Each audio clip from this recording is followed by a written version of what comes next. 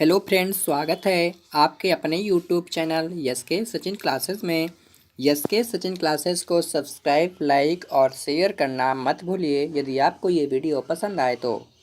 आज हम भारतीय इतिहास ऐतिहासिक स्रोत चैप्टर नंबर 2 हर्षचरित किसके द्वारा लिखी गई है, टॉप जी के प्रश्न पढ़ने जा रहे हैं और इनका अध्ययन करने जा रहे हैं ताकि आपको अच्छे से याद हो सके और अपनी तैयारी को आगे बढ़ाए या जा सके।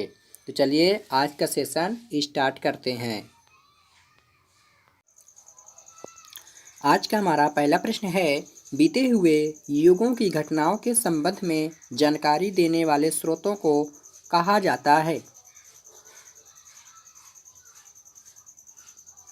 तो फर्स्ट का option number A is the correct answer. अगला नंबर क्वेश्चन, निम्नलिखित में से कौन सा कथन सही है।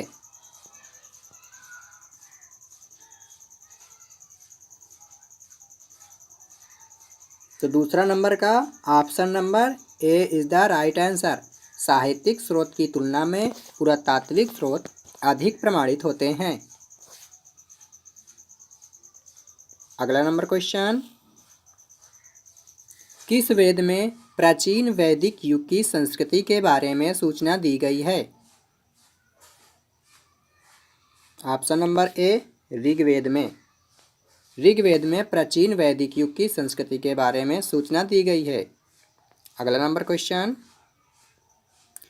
निम्नलिखित में से कौन सा ग्रंथ श्रुति ग्रंथ का अंग नहीं माना जाता है। तो ऑप्शन नंबर डी पुराण। पुराण को श्रुति ग्रंथ का अंग नहीं माना जाता है। अगला नंबर क्वेश्चन, निम्नलिखित में से कौन सा ग्रंथ यह दावा करता है जो उस ग्रंथ में है वह विश्व में है और जो उस ग्रंथ में नहीं वह वैश्व में अलभ्य है। तो ऑप्शन नंबर डी महाभारत में। अगला नंबर क्वेश्चन, त्रिपिटक धर्म ग्रंथ है। त्रिपिटक धर्म ग्रंथ किसका है ये आपको बताना है। तो ऑप्शन नंबर बी त्रिपिटक बौद्धों का धर्म ग्रंथ है। अगला नंबर क्वेश्चन, देखिए ये त्रिपिटक जो बौद्ध धर्म है एसएससी 2002 में पूछा गया है, आरआरबी 2005 में पूछा गया है, आरएएस आरटीएस 2012 में पूछा गया है। ठीक है, कौन सा क्वेश्चन, ये वाला त्रिपिटक धर्म ग्रंथ किसका है। ठीक है, अगला नंबर क्वेश्चन, जातक किसका ग्रंथ है।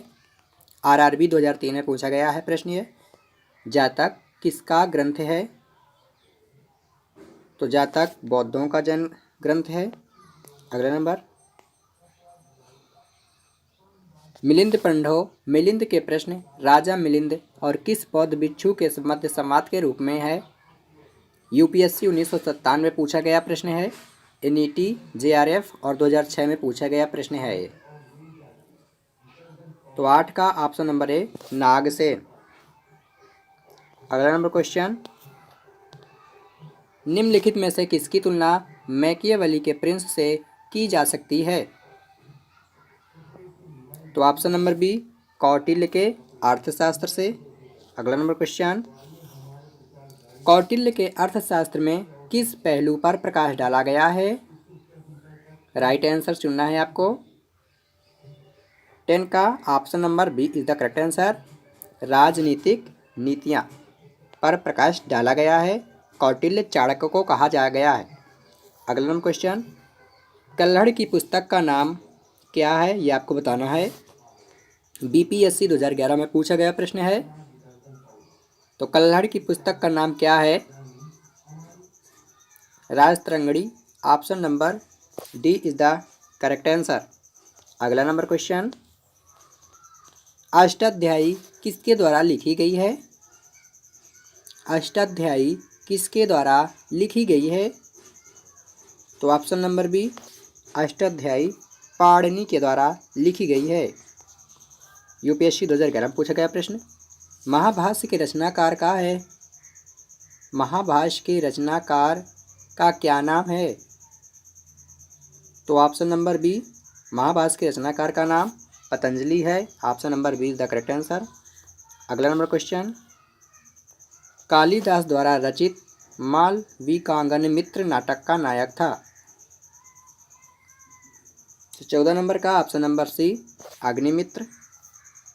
अगला नंबर क्वेश्चन, हर्षचरित किसके द्वारा लिखी गई थी?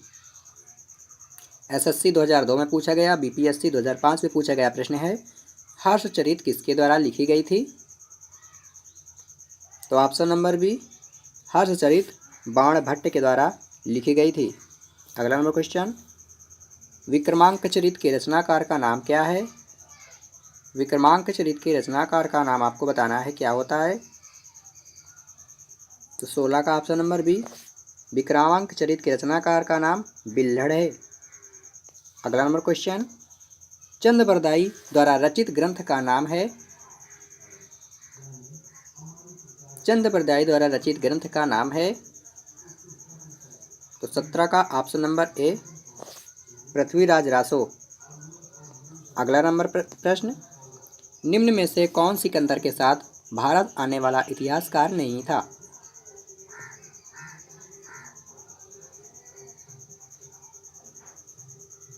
तो 18 का ऑप्शन नंबर डी हेरोडोट्स।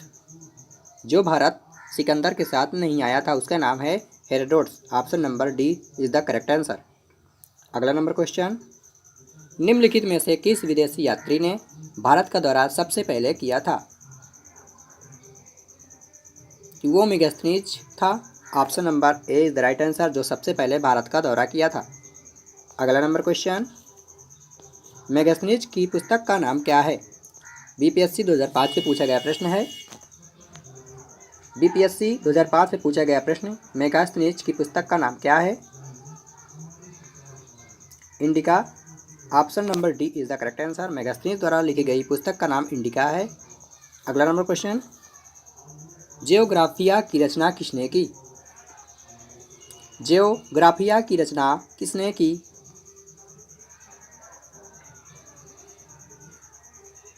तो ऑप्शन नंबर सी स्ट्रैबो।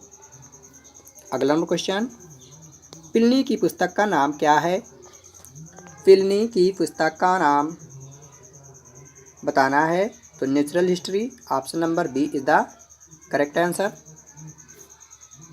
अगला number question, Periplus of Erythraean Sea की रचना किसने की?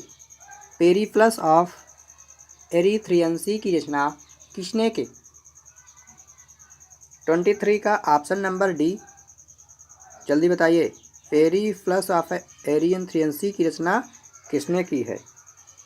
तो हेरोडोट्स ने की है ना, कि अज्ञात नाम है यूनानी लेखक ने, जल्दी बताना है आपको। 23 का कौन सा राइट हो जाएगा? 23 नंबर क्वेश्चन है, पेरिप्लस ऑफ एरिथ्रियन सी की रचना किसने की? तो option number D is the correct answer, अज्ञात नाम है यूनानी लेखक ने। अगला नंबर क्वेश्चन, फायान कहाँ का निवासी था? ये आरआरबी एनटीपीसी रेलवे एग्जाम्स में पूछा गया प्रश्न। फायान कहाँ का निवासी था? आरआरबी 2004 में पूछा गया प्रश्न है। 24 का option number C Fahien Burma का निवासी था। अगला नंबर क्वेश्चन, फायान किसके शासनकाल में भारत आया था? फायान किसके शासनकाल में भारत आया था? तो ऑप्शन नंबर डी चंद्रगुप्त द्वितीय के शासनकाल में फायान भारत आया था। एनडीए 2003 में पूछा गया प्रश्न है। अगला नंबर क्वेश्चन, हर्षवर्धन के समय में कौन सा चीनी यात्री भारत आया था? तो हर्षवर्धन के समय में जो चीनी यात्री था वो हेनसांग था। उसका नाम क्या था? हेनसांग। एसएससी 2001 और आरआरबी 2004 में पूछा गया प्रश्न है, हर्षवर्धन के समय में कौन सा चीनी यात्री भारत आया था? तो option number D is the correct answer, Hiuen Tsang. अगला नंबर क्वेश्चन, 9वीं सदी में भारत आए अरब यात्री सुलेमान ने किस साम्राज्य को रूहमा कहकर संबोधित किया? तो ऑप्शन नंबर ए फाल।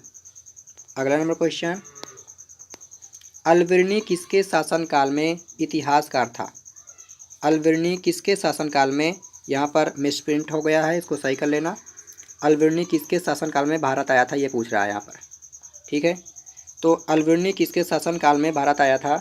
तो Mahmud Ghazni. Option number A is the correct answer. RRB 2004, RRB 2005 और जेपीएससी 2010 में पूछा गया प्रश्न है।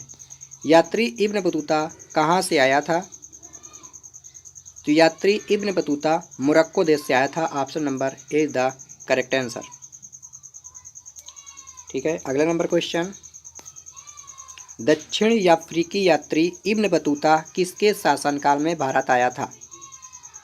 आरआरबी 2015 में क्वेश्चन आया था ये, आरआरबी 2015 में। ठीक है, तो दक्षिण अफ्रीकी यात्री इब्न बतूता किसके शासनकाल में भारत आया था? तो 30 का ऑप्शन नंबर सी, मोहम्मद बिन तुगलक के शासनकाल में भारत आया था। अगला नंबर क्वेश्चन, फारस के सुल्तान मिर्जा शाहरुख के राजदूत अब्दुल रज्जाक 1443 से 1444 ईस्वी तक ने किस विजयनगर सम्राट के शासनकाल में विजयनगर की यात्रा की? तो 31 का option number B, Devaraya second. अगला नंबर क्वेश्चन, भारतीय पुरातत्व सर्वेक्षण की स्थापना कब हुई थी? जिसको इंग्लिश में कहते हैं archaeological survey of India. Archaeological survey of India की स्थापना कब हुई थी, ये आपको आंसर देना है। 32 का ऑप्शन नंबर डी, 1861 ईस्वी में स्थापना हुई थी।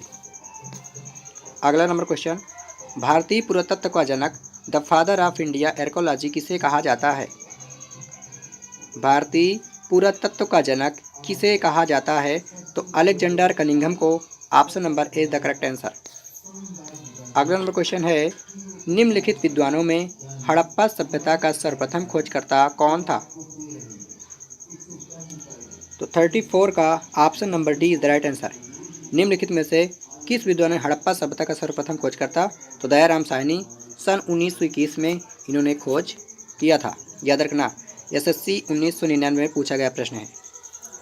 अगला नंबर क्वेश्चन, हड़प्पा सभ्यता की खोज किस वर्ष में हुई थी? ये आज का हमारा लास्ट क्वेश्चन है। 35 नंबर क्वेश्चन, हड़प्पा सभ्यता की खोज किस वर्ष में हुई थी? तो सन 1921 में।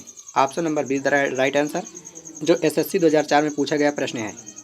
आई होप ये वीडियो आपको पसंद आई हो।